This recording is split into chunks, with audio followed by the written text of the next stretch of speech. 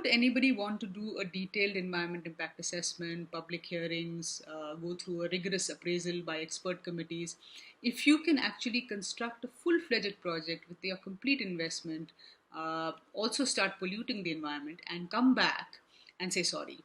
That's exactly what the EIA proposed changes allow project proponents to do.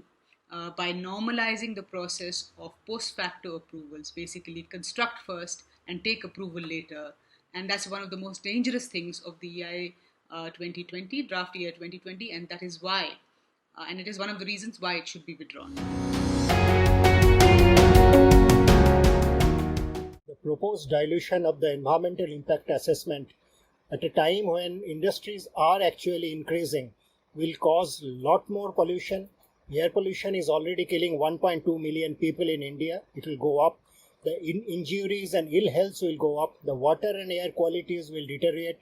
And the forest and other green areas that need protection in this age of climate crisis will actually go down faster and faster. So by all means, this environmental impact assessment EIA 2020 draft should be rejected. A fresh, new, comprehensive protection should be brought in.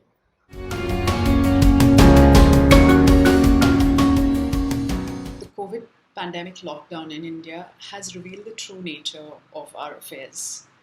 Along with the rising number of cases and deaths, we've had to deal with environmental disasters in different parts of the country. This should make all Indians think about the kind of development we've chosen, where we are not safe because we are surrounded by risky and harmful projects. But our governments seem to love these projects and keep granting them approvals after approvals. This has got to change if we as a community value public health and safety.